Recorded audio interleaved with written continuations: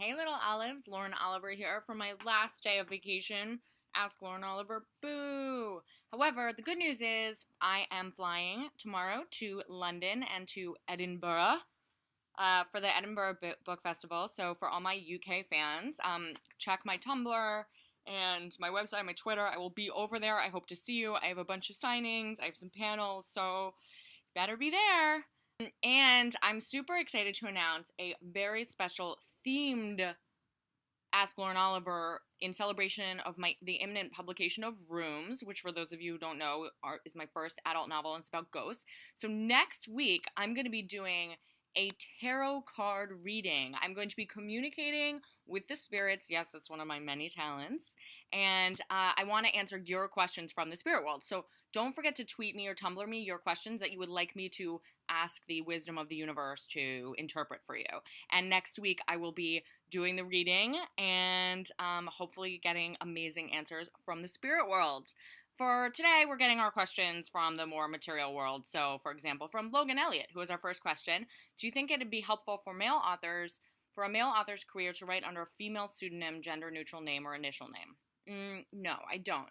And I mean, on some level, that's kind of a political level, I really think it's important that both women and men be able to write under their own names.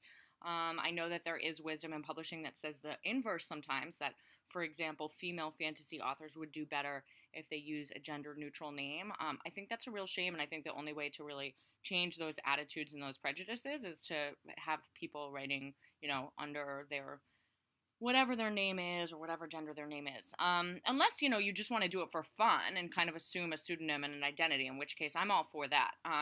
Nothing's more fun than, playing dress up literally or figuratively.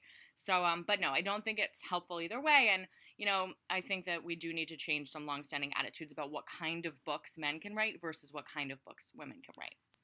Amanda Delaria Nervosa asked, she said, you said in episode 40, thanks for watching, Amanda, that you had many stories before I Fall that didn't get published. How did I decide these stories were done for? Well, a lot of the stories that didn't get published before I Fall, I would simply lose steam halfway through.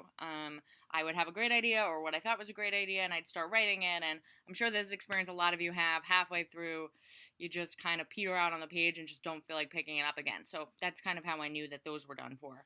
The other ones, I did send out books for publication that got really roundly rejected across the board before I Fall, and they all lacked kind of structure and plot, and I really didn't know that mechanism of storytelling yet. So I think that in my experience now being a published writer for like 5 or 6 years, I've really learned that plot is important. Having a story is important.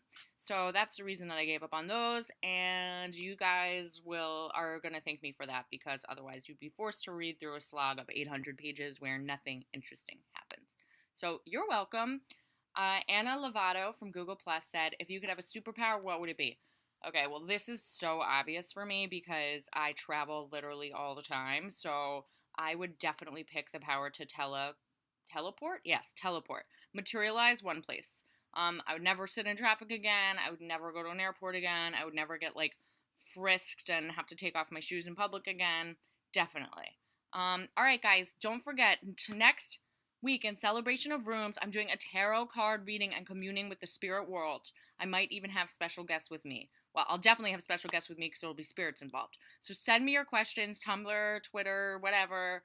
Email me, and I will see you next week on Ask Lauren Oliver. Oh, and UK fans, I'll see you this week in person. Bye!